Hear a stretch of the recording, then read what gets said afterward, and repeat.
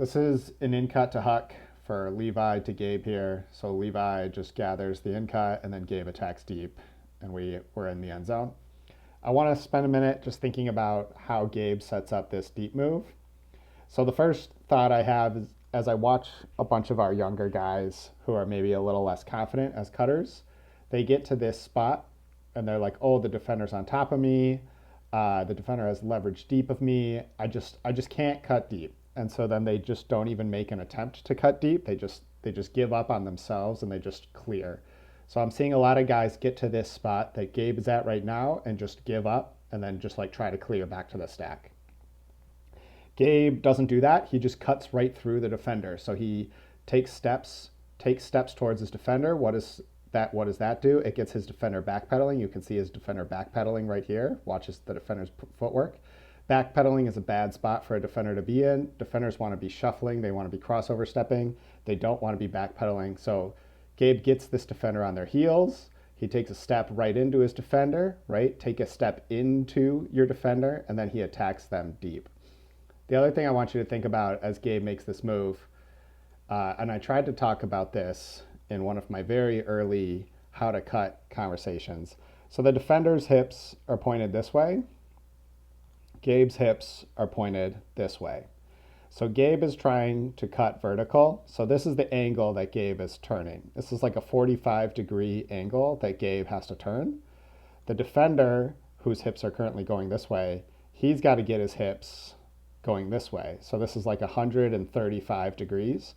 So Gabe has like a 90-degree advantage here. He is making a turn that is 90 degrees shorter than the defender has to make.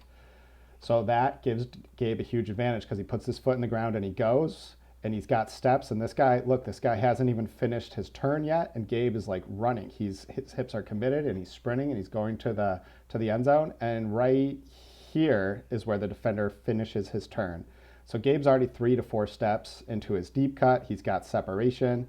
This defender is like not really there to help. And that's all because Gabe had to make a shorter turn than the defender had to make. Gabe needed a 45-degree turn. The defender needed 135 degrees. But I think the point I really want to drive home is that a lot of our younger guys just don't even make this cut at all. They just see this defender on top of them and they give up on themselves. What does Gabe do? He drives into the defender, gets them on his heels, puts a foot in the ground, like attacks. Look at how he attacks the defender with this foot. So drives into the defender, puts a foot in the ground, makes the shorter turn, spins the defender, gets open because his turn is shorter than the defender's turn.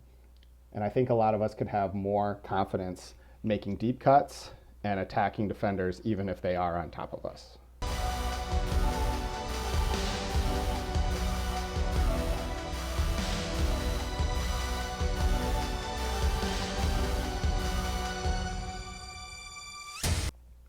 We had a bunch of reset issues over the course of the weekend, so I'm going to spend kind of a lot of time talking about reset in a bunch of these videos, and you're going to notice a theme as we go through. So this is a scenario where Mizzou gets an upline on us, and that upline turns into a huck. And the way to solve this, and that huck turns into end zone set for Mizzou. So the way to address this is not to get too worked up about the huck. We got to think about our reset defense first. We got to think about, the closest sphere of influence, the reset sphere of influence on the game. And what I see here is a mismatch between what the mark is trying to do and what the reset defender is trying to do. So we've got Leland putting a trap side force on. So we've got Leland trying to cover this gold space. Leland is putting pressure on the gold space, giving us defensive leverage to that gold space. As you watch Matt through this clip, his head is turned, so he's looking at the thrower and he's also looking at the reset cutter, which is a good thing. In general, it's good to try to see both. But knowing that Matt can see both and reading his body language, it's pretty obvious that he's trying to jump this lane throughout the whole stall. Matt is like looking for an opportunity to jump this lane. So what does that do? That gives us double defensive leverage in the around space. That means the thrower is going to have leverage to throw this up line, and that means the reset cutter is going to get leverage to run this up line as well. So we're giving the offense double leverage on an up line in exchange for taking away double leverage on the around, which I think in general is just like not a good idea. I think if you're gonna do double leverage, you should probably do double leverage on the upline space and let them have the arounds. But to take double leverage on the around and to give up double leverage on the upline is a bit of a crazy decision.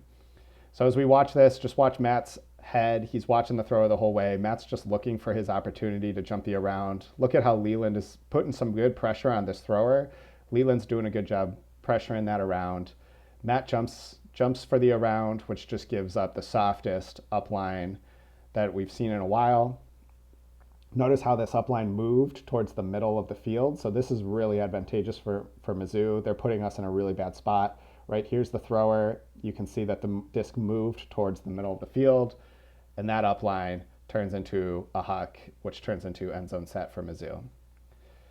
So how could we do better? I think it's just the simple thought of, as a reset defender, Matt should be thinking about, well, what is my mark doing for me? So Leland's mark is doing this for Matt, which means we want Matt to try to think about how can I get leverage to cover this space so that we force Mizzou into a tight little window between the two of us.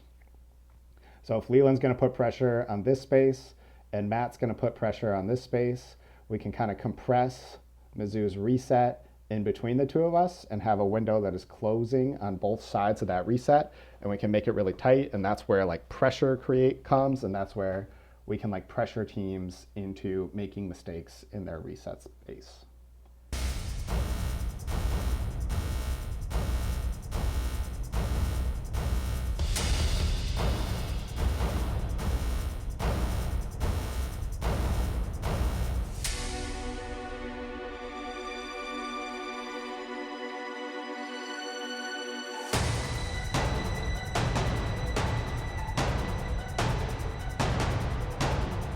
This is a long clip, but it's going to rhyme with the one that we just saw from Matt. So we're going to be watching Buck play defense 3 times in a row, and we're going to be thinking about how Buck needs to shift and set his defense up based on these 3 scenarios. So here is a good example. Buck sets up in a good spot. What do we have from Venice? We've got a flat mark, which means Venice is giving us reset leverage over here. Buck needs to think about, how can I get reset leverage here? How can Buck and Venice work together to force Mizzou through this window?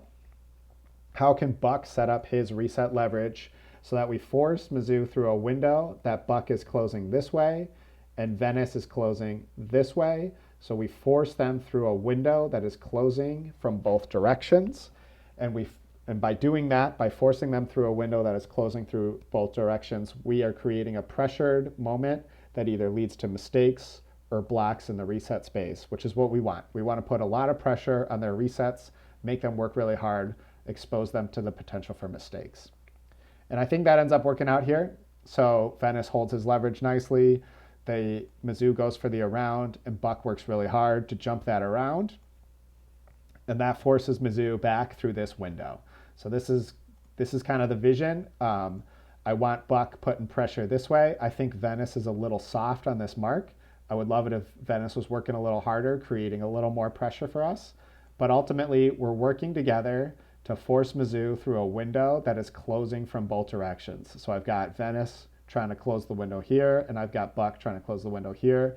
And we're forcing Mizzou to throw their resets through that double closing window, which ends up being what happened. And Buck almost gets a touch here. So this is pretty good reset defense, even though Mizzou gets it. I like the scenario that we created. I like the position that we put Mizzou in. And I think if we got like 3 to 5 of these scenarios in a row, I think we could force Mizzou into a mistake. So I like that a lot. I think that's a win for Buck and Venice. As we work into this next one, first of all, just shout out to Johnny Quick for throwing on a sweet mark here. Really good hustle, really good aggression. I just love how he works really hard to get that mark on, and he jumps into that space. So what do I need from Buck here? I need Buck thinking the exact same thought that he was thinking last time. So he's got Johnny Quick giving him leverage over here. I want Buck thinking about creating leverage here, and I want us trying to force Mizzou through a window that is closing from both directions.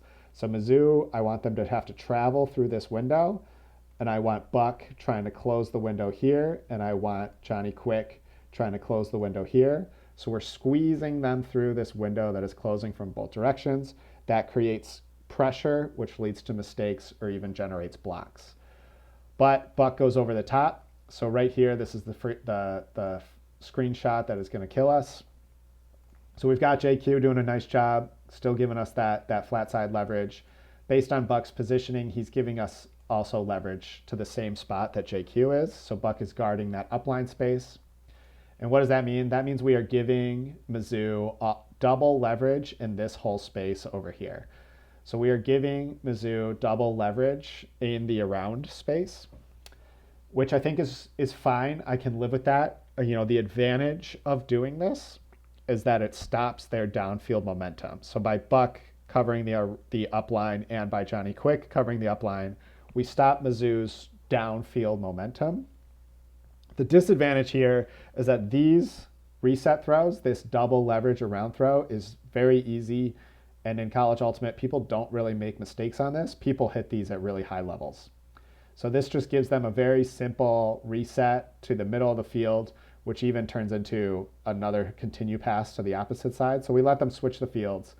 We gave them that double leverage, which made a soft reset to the middle and allowed them to flip the field. So I think it would be better if we were creating situations where we had leverage on both sides. We were forcing them through a closing window, and that creates pressure that either leads to a block or a mistake. But here we give double leverage, which is an easy reset and easy field flip.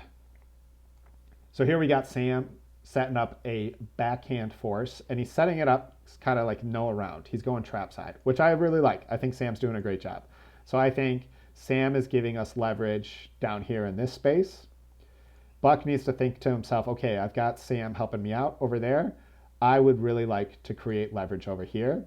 Sam and Buck are going to work together as a team to try to force Mizzou through this white window here. So we want to try to force Mizzou's reset to go through this window. That means we want Sam trying to put pressure on the reset from here, and we want Buck trying to put pressure on the reset from here. So we're forcing Mizzou through a window that is closing from both sides, which can lead us to build pressure, generating either blocks or forcing mistakes. And I think we do a good job. So Buck hustles to that spot. Buck's established that leverage in the upline space. Sam's doing a good job with an aggressive mark here, and we're in a good spot right here. And then we get beat with an around swing, and Mizzou drops the frisbee. So I think Sam could do a little better here. So this around swing breaks our leverages. So what do I mean by that? So here's Sam in this gold circle, and the thrower is going with an around swing. So this is an around swing, kind of like this maroon path. And the disadvantage here is that Buck built his leverage over here, and now he's just too far away to help Sam out. So Buck is not able to squeeze this anymore. So now this is just Sam versus thrower, and thrower goes around, and there's no help from Buck. There's no teamwork involved in this scenario. If Sam could get this thrower into an inside swing, so if Sam could force this backhand inside break that kind of swings this way, this is the example. This inside swing is where we start building pressure. So now Buck is close enough to kind of squeeze that, and we can force them into that tighter reset, and we can then be working together. But by getting beat to the around, Buck is not able to help Sam anymore. So I would love it if Sam was thinking to himself, okay, I'm going to work really hard. I'm going to force them to throw that inside swing, and I know that Buck is going to be slowly closing leverage on that inside swing. The end result is still a turnover, so we're in a good spot. I just think we could do an even better job of kind of squeezing that pressure from both sides by forcing that inside swing and getting Buck to close.